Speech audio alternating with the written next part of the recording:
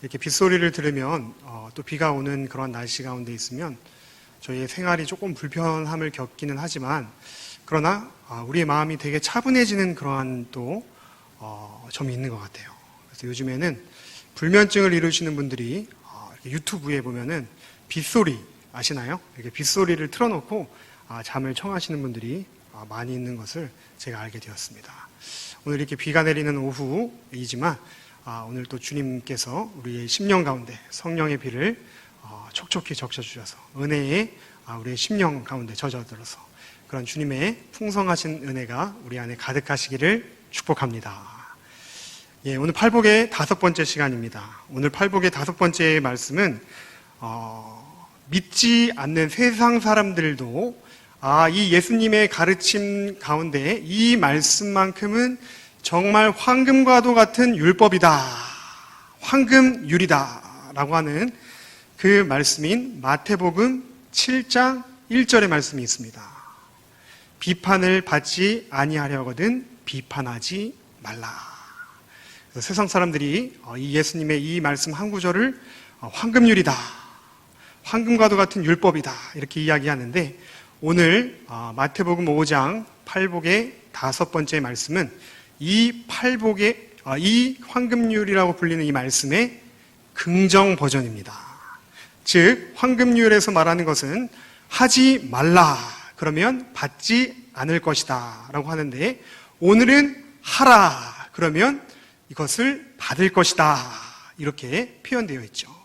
즉 세상 사람들이 말하는 그 황금률보다도 더 깊은 차원의 보배와 축복이 오늘 그 팔복의 말씀 안에 들어있는데 이 보배를, 이 복을 받아 누리실 수 있는 저희 모두가 되시기를 간절히 축원합니다. 오늘 우리는 상실의 시대에 살아가고 있습니다. 상실의 시대요? 무엇이 상실되었을까요? 점점 사람들의 그러한 IQ는 발전해 갑니다. 점점 더 사회가 지식화되어 가고 있습니다. 그리고 또 인공지능이 발달하고 첨단 그러한 장비들과 기계들이 하루가 다르게 이렇게 과학기술이 진보하는 시대에 살아가고 있지만 그러나 그곳 가운데 사람과 사람 사이에 있어야 할 배려라든지 또는 정의라든지 사랑이라고 하는 그러한 것들이 빠르게 사라져가고 있는 시대를 오늘 상실의 시대라고 저는 이야기하고 싶습니다. 우리가 잃어버린 그 상실의 자리에는 바로 인공지능과 무인화 기계를 비롯하여 인격을 느끼기가 어려운 차가운 세상들이 빠르게 오늘날 이 시대를 대체하고 있는 것 같아요. 그렇죠? 이러한 시대적인 흐름과 사조 속에서 코로나라고 하는 이 무서운 전염병이 이 미중유의 이 바이러스가 오늘날 이러한 세태의 가도를 더욱더 빠르게 가속화시키고 있습니다. 그래서 이러한 것들을 일컬어서 학자들은 언택트 시대다, 언컨택트를 줄여서 언택트 시대다 또는 뉴 노멀의 시대다, 새로운 그러한 시대가 도래하고 있다 이렇게 이야기하고 있습니다.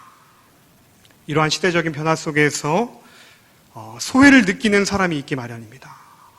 이러한 시대적인 빠른 변화 가운데 대처하지 못하고 뒤처지고 소외되는 사람은 언제나 약자들입니다. 그렇죠?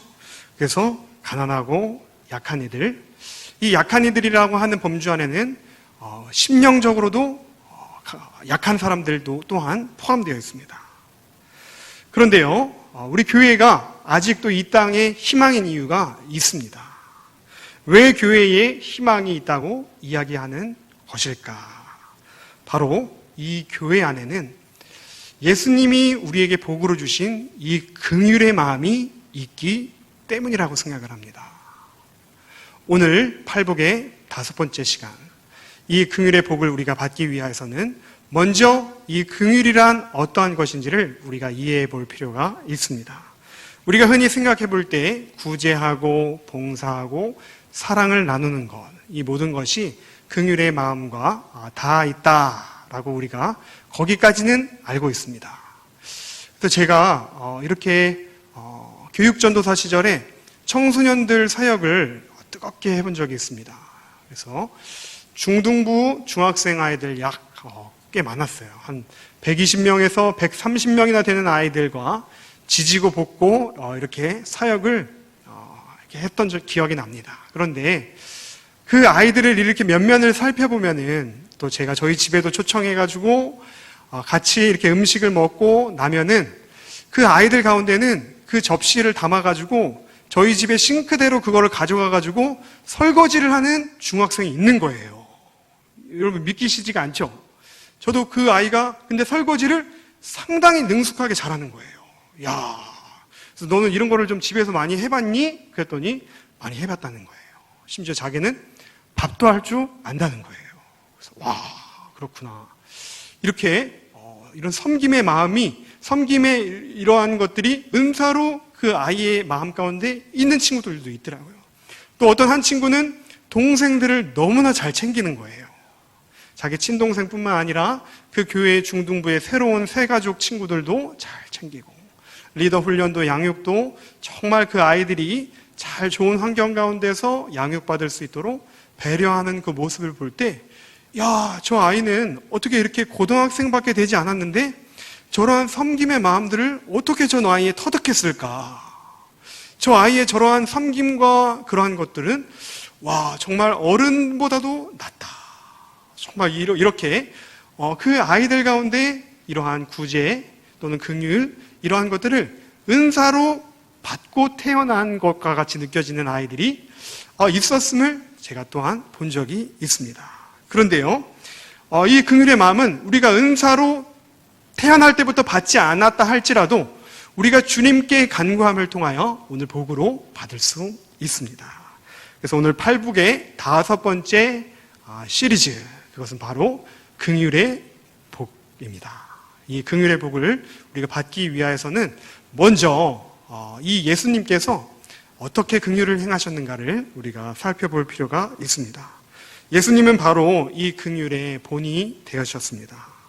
예수님은 항상 이 무리들을 바라보실 때에 성경은 뭐라고 표현을 하느냐면은 바로 불쌍히 여기셨다. 개역개정에서는 불쌍히 여기셨다라고 하지만 이 개역개정으로 이 새롭게 번역되기 이전의 개역 한글의 성경을 보면 예수님께서 무리들을 보시고 민망히 여기셨다라고 말씀하고 있습니다. 즉 예수님께서는 그 많은 사람들의 유리하고 방황하고 기진맥진한 그 인생을 살아가는 모습을 보시고 그들을 매우 불쌍히 여기셨다는 거예요. 병자들을 향한 마음 또한 같은 긍휼의 마음이셨습니다. 마태복음 9장 36절은 이렇게 말씀합니다. 무리를 보시고 불쌍히 여기시니 이는 그들이 목자 없는 양과 같이 고생하며 기진함이더라. 여기서 말하는 불쌍함, 예수님께서 말씀하시는 그 불쌍히 여기시다. 이 불쌍하다는 뜻은 단순히 참 안쓰럽다. 참 저 사람 가엾다. 참 동정심이 생긴다. 연민의 마음이 든다. 이 정도의 감정의 마음의 단계를 이야기하는 것이 아니라 예수님께서 말씀하시는 그 불쌍히 여기시다라는 이 마음은 긍휼의 깊은 차원의 마음을 담고 있음을 알 수 있습니다. 이것을 개역개정에서는 불쌍히 여기다, 개역 한글에서는 민망히 여기다 라고 번역하였지만 이 한글 번역은 100% 이 원어의 뜻을 살리기에 부족한 듯합니다. 그래서 이 불쌍히 여기다, 민망히 여기다 라고 하는 이 단어의 헬라어 원어를 살펴보자면 바로 스플랑크 니조마이라고 하는 동사를 사용하였는데 이 스플랑크 니조마이라는 동사는 바로 창자를 뜻하는 스플랑크논이라는 단어에서 파생되었습니다. 즉, 이 긍휼의 마음은 단순히 참 딱하다, 불쌍하다, 가엾다, 안쓰럽다, 동정심이 생긴다, 연민의 마음이 생긴다 이 정도가 아니라 지금 창자가 끊어지는 것과 같은 아픔을 느낀다. 이것이 바로 예수님이 무리를 바라보실 때 가졌던 긍휼의 마음이라는 것입니다. 마태복음 14장 14절은 이렇게 말씀합니다. 예수께서 나오사 큰 무리를 보시고 불쌍히 여기사 그 중에 있는 병자를 고쳐 주시니라. 그런데요, 이 예수님께서 불쌍히 여기신다는 마태복음 14장 14절 직후에 바로 우리가 잘 알고 있는 예수님의 가장 큰 기적 중에 하나인 오병이어의 기적의 사건이 나타났다는 것은 결코 우연이 아니라는 것입니다. 예수님께서 그 긍휼의 마음을 가지신 그 궁극의 결정체로 예수님께서는 어떠한 행동을 그들에게 행하셨는가? 바로 오병이어의 축복을 행하셨다는 거예요. 예수님의 손에 들린 것은 보리떡 5덩이와 물고기 2마리였을 것입니다. 그런데 예수님의 마음은 어떠했을까요? 내가 이 사람들에게 하나님 아버지의 능력을 내가 한번 보여줘봐? 내가 한번 본때를 한번 보여줘볼까? 이렇게 아버지의 권세를 자랑하기 위하여, 그 실력을 뽐내기 위하여 예수님은 오병이어의 사건을 일으키신 것이 아니라 지금 저 들녘에서 많은 사람들이 생명의 말씀을 듣기 위하여 나왔는데 정말 유리방황하며 새벽부터 밤늦게까지 기진하며 살아가는 이 인생들을 바라보시고 예수님의 마음이 마치 창자가 끊어지는 것과 같은 아픔이 예수님의 그 긍휼의 마음으로 이 아버지께 보리떡 5덩이와 물고기 2마리를 가지고 하나님께 이 떡을 하늘을 우러러 축사하셨을 때 그 예수님의 마음 깊은 곳에는 바로 하나님, 이 백성들을 주님 불쌍히 여겨 주시옵소서. 이 주님의 간절한 마음이 이 오병이어의 예수님의 축복의 그 기도 안에 들어있었을 거라고 생각합니다. 이 긍휼의 마음, 인생의 굴레라고 하는, 또 죽음이라고 하는, 배고픔이라고 하는 비극 앞에서 어쩔 수 없는 미약한 사람들이 울부짖는 광경을 보시고 말할 수 없는 격한 심정이 돼서 몸을 떨고 그들의 힘겨움에 공감하시며 눈물 흘리시며 기도하셨던 그 예수님의 마음이 바로 오늘 긍휼의 마음이라고 저는 바라보고 있습니다. 이 긍휼의 마음을 잘 표현하고 있는 중국의 속담이 있어서 이 중국의 속담 하나를 소개할까 합니다. 바로 중국에는 단장이라고 하는 이 속담이 있다고 합니다. 진나라 시대에 환원이라고 하는 군주가 있었습니다. 총나라를 정벌하기 위하여 이제 많은 척의 배를 띄웠습니다. 그 배에 군사들을 나누어 싣고 가는 중에 이 양쯔강 중류의 협곡인 삼엽이라고 하는 지형을 지나가게 되었습니다. 이곳은 쓰촨과 후베이의 경계를 이루는 곳에서 바로 중국에서도 험준하기로 매우 유명한 지형이었습니다. 그런데 이곳을 지나가면서 한 병사가 그만 새끼 원숭이를 잡아온 거예요. 그래서 이 새끼 원숭이를 잡아다가 이 배 위에 가지고 왔습니다. 그런데 이 새끼 원숭이를 잃어버린 것과 같이 보이는 한 어미 원숭이로 보이는 그 원숭이가 이 배의 물결을 따라 흘러가는 배를 막 이렇게 따라오는 거예요. 그러면서 구슬픈 비명을 지르는 겁니다. 자기의 새끼를 돌려달라는 그러한 비명인 것이겠죠. 그러다가 이 배가 그만 강 어기가 좁아지는 곳에 이를 쯤에 이제 더 이상 육지가 이제 닿지 않는 곳으로 배가 떠나려고 하자 이 어미 원숭이는 전속력으로 젖먹던 힘을 짜내어 자기의 몸을 전속력으로 달려 그 배 위에 몸을 던지고야 맙니다. 그런데요, 이 원숭이가 그만 너무나도 전력을 다했던 나머지 이 배의 착지에 떨어지면서 그만 숨을 다하고 말았습니다.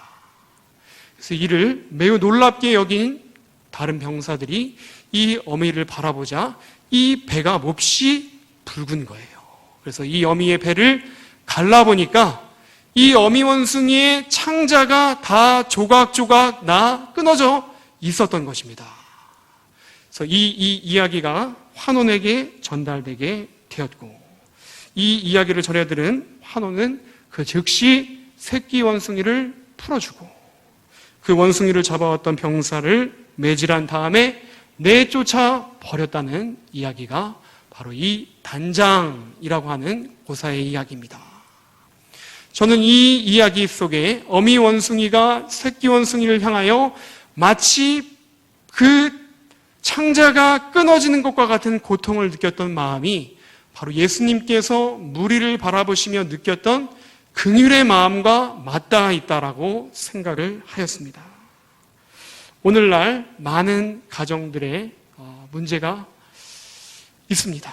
또 오늘날 우리 대한민국 안타깝게도 OECD 가입국 중에서 이혼율로 1, 2위를 다투는 그런 오명의 국가가 되어버리고 말았습니다. 왜 그런 것일까요? 바로 저는 이 고마워하는 마음이 사라지고 있기 때문이라고 생각을 합니다. 이 긍휼의 마음이 사라지고 있기 때문이라고 생각을 합니다. 그런데요, 이 긍휼의 복이 있는 가정은 어떠한 외부적인 어려움이 온다 할지라도 결코 깨어지지 않는다는 거예요.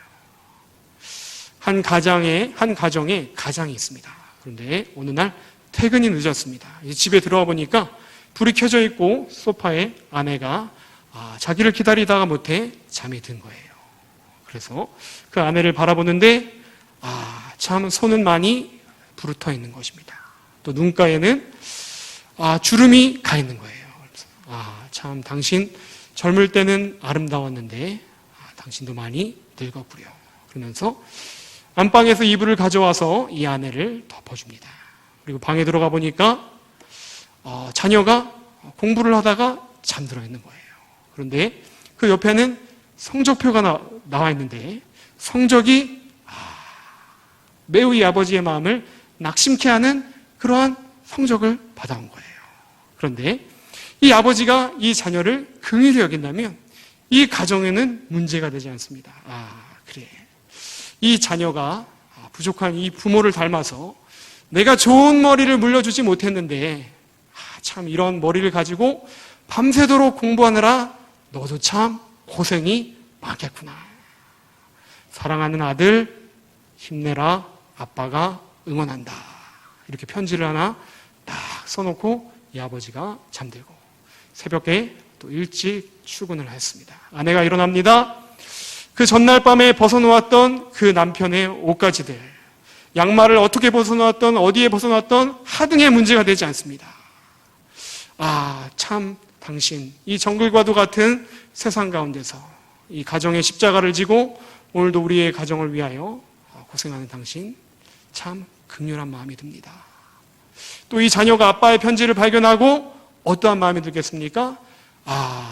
아빠가 이렇게 나를 사랑하시는구나. 내가 어저께 이렇게 시험에 실패하였다도 내가 이렇게 좋지 않은 일이 있다 할지라도 내가 여기서 이렇게 좌절하면 안 되지. 우리 아빠가 날 위하여서 이렇게 사랑하고 있는데 날 위하여서 이렇게 기도하고 계시는데 내가 여기서 그릇된 길로 가면 안 되지. 잘못된 선택을 하면 안 되지. 내가 우리 아버지를 봐서라도 우리 어머니를 봐서라도 내가 다시 한번 힘을 내보자. 이 가정은 절대 깨어지지 않는다는 것입니다. 오늘날 우리의 가정 가운데 구해야 할 것 바로 긍휼의 복입니다. 60년을 넘게 같이 함께 산 노부부가 있었다고 합니다. 이 할아버지가 이제 마지막 임종을 앞두고 있습니다. 그런데 함께 살아온 그 아내인 할머니에게 마지막 말로 이렇게 이야기하는 거예요. 나 같은 놈하고 사느라고 당신 고생했어. 그러자 그 말을 들은 할머니는 할아버지에게 미소를 지으며 이렇게 화답했다고 합니다. 고마웠어요. 고마웠어요. 그러자 이 할아버지는 그 말을 듣고 빙그레 미소를 짓고 그만 돌아가셨다고 합니다. 서로가 서로를 긍휼히 여기면 세상적으로는 조금 부족할 수 있을지는 모를지라도 영적으로는 그것보다 더 축복된 가정이 없는 것입니다. 잠언 17장 1절은 이렇게 말씀하고 있습니다. 마른 떡 한 조각만 있고도 화목하는 것이 제육이 집에 가득하고도 다투는 것보다 나으니라. 그렇습니다. 오늘 우리에게는, 오늘 우리 가정에는, 오늘 우리 교회에는 바로 이 긍휼의 복이 필요한 줄로 믿으시는 여러분이 되시기를 축복합니다. 오늘날 이 시대의 문제는 바로 이 긍휼의 마음이 사라져가고 있다는 데에 있습니다. 아니, 이 시대의 문제가 아니라 바로 내 안에, 내 심령을 들여다봐도 하나님, 제 안에 긍휼의 마음이 너무나도 부족함을 제 자신이 느끼니 괴로워서 견딜 수가 없습니다. 내가 받은 것은 생각하지 않고 나로부터 가져간 것, 내가 준 것만 생각하는 이 세상의 흐름과 똑같이 젖어들고 있는 이러한 내 심령을 바라볼 때 하나님, 이 심령을 어떻게 해야 좋겠습니까? 오늘 팔복의 5번째는 바로 긍휼의 영역에 대하여 말씀하고 있습니다. 긍휼히 여기는 자, 먼저 남을 긍휼히 여기는 자는 긍휼히 여김을 받을 것이다. 즉, 내 안에 있는 긍휼의 은사를, 긍휼의 마음을 남에게 베풀어 준다면 그 베풀어 준 것 이상으로 긍휼히 여김을 받을 것이다. 여기서 이 긍휼히 여김을 받는다는 것은 타인이 될 수도 있습니다. 그러나 타인이 나를 긍휼히 여기지 않는다 할지라도 바로 하늘의 아버지이신 하나님이 나를 긍휼히 여기신다는 거예요. 거꾸로 말씀드리자면 바로 내가 가장 두려워해야 할 일이 무엇이냐? 바로 내 안에 긍휼의 마음이 사라지는 것입니다. 내가 가장 두려워하며 경계해야 할 것이 무엇인가? 바로 그것은 남을 불쌍히 여기고 긍휼히 여기는 것이 사라지는 것입니다. 왜 긍휼의 마음을 우리가 구해야 할까요? 먼저 우리가 왜 긍휼의 마음이 오늘 우리의 심령 가운데 이렇게 사라졌는가를 먼저 살펴볼 필요가 있습니다. 왜 긍휼의 마음이 사라졌는가? 그것은 바로 우리의 상처와 아픔 때문이라고 생각을 합니다. 내가 예전에는 남을 참 많이 도왔는데, 내가 참 예전에는 남을 향하여 긍휼의 마음이 많았는데 어느 날 나를 돌아보니 이렇게 내가 긍휼의 마음이 없어지다니 참 놀랍다. 그런데 이것들을 진단해보면 내 안에 상처와 아픔이 이 긍휼의 마음을 앗아간 원인이라는 것입니다. 오늘날 세상 가운데는 많은 상처와 아픔을 지니고 살아가는 사람들이 있습니다. 그들은 긍휼의 마음은커녕 그 상처와 아픔을 더한 것으로 메우면서 오늘 살아갑니다. 그들은 작은 것에도 반응합니다. 나요? 나 막 나가는 여자예요. 막 드라마를 보는 것도 아닌데 나 막장 인생이에요. 그러면서 긍휼은 무슨 놈의 긍휼입니까? 내가 다 죽게 생겼는데 지금 누구를 불쌍히 여긴다는 거예요. 2판, 4판, 공사판. 드라마도 아닌데 제가 조금 과장하였지만 사람들의 마음 가운데는 오늘 이렇게 강팍한 심령 가운데 살아가고 있는 사람이 너무나도 많은 시대를 오늘 우리는 살아가고 있다는 것입니다. 우리의 마음 가운데 긍휼이 있어야 할 자리에 분노가 있습니다. 편견이 있습니다. 징후가 있습니다. 의심이 있습니다. 그런데 이 긍휼의 마음이 우리 안에 없는다면 우리가 세상과 조금도 다를 바가 없다는 것입니다. 긍휼의 마음이 사라진다면 우리의 신앙함은 형식적인 신앙함에 그치기가 쉬울 것입니다. 형식적인 신앙은 결국 마른 고목나무와 같이 종국에는 하나님의 영이 그 가지에서 떠나가게 될 것입니다. 그것이 가장 우리가 두려워하고 경계해야 할 것입니다. 로마서 8장 26절입니다. 이와 같이 성령도 우리의 연약함을 도우시나니 우리는 마땅히 기도할 바를 알지 못하나 오직 성령이 말할 수 없는 탄식으로 우리를 위하여 친히 간구하시느니라. 오늘도 우리를 바라보시며 말할 수 없는 탄식 가운데 성령님이 우리를 바라보고 계십니다. 사랑하는 저 아들이 긍휼의 마음을 지금 놓치고 있구나. 사랑하는 저 딸이 지금 긍휼의 마음을 회복하지 못하고 있구나.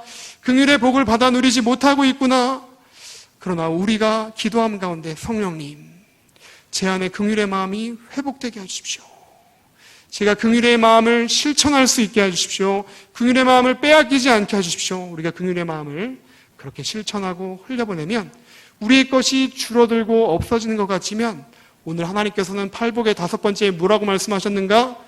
바로 긍휼히 여기는 자는 도리어 그들이 긍휼히 여김을 도로 받을 것이다. 넘치도록 다시 그 긍휼의 복을 우리에게 부어주실 것이라는 말씀을 약속하고 계시다는 것입니다. 사랑하는 수지 소망교회 성도님들, 오늘 말씀을 정리합니다.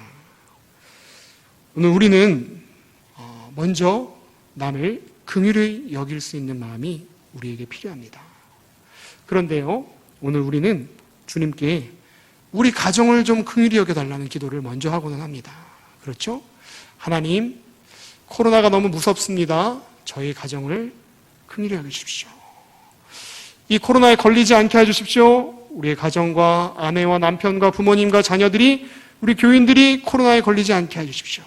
물론 이 기도가 틀린 기도는 아닙니다. 그렇지만 오늘 팔복의 5번째를 본다면 우리가 긍휼히 여김을 받기 위해서는 먼저 우리가 긍휼히 여겨야 한다는 거예요. 하나님, 지금 코로나로 인하여 고통당하고 있는 그 가족들과 환우들을 불쌍히 여겨 주시옵소서. 그렇게 기도할 때에 하나님이 우리가 그들을 긍휼히 여긴 것과 같이 더 넘치는 복을 우리에게 긍휼하게 부어주셔서 사망의 그림자가 우리의 가정과 일터와 직장과 개인의 반경과 교회 가운데 얼씬도 하지 못하게 패스 오버, 유월시키신다는 것입니다. 하나님, 우리의 가정을 좀 저 전염병의 그림자가 덮치지 않게 해주세요.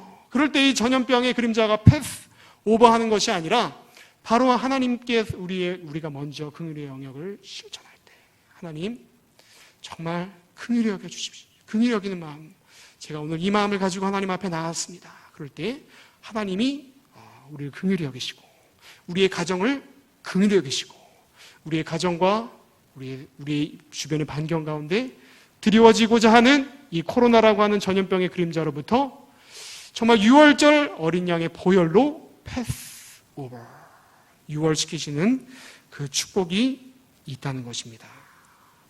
그렇습니다. 오늘 팔복의 5번째, 그것은 바로 긍휼히 여기는 마음입니다. 이 시간 우리의 마음 깊은 곳을 들여다보았으면 좋겠습니다. 하나님, 저는 지금 제 마음의 긍휼의 그릇에 얼마의 기름이 차 있습니까?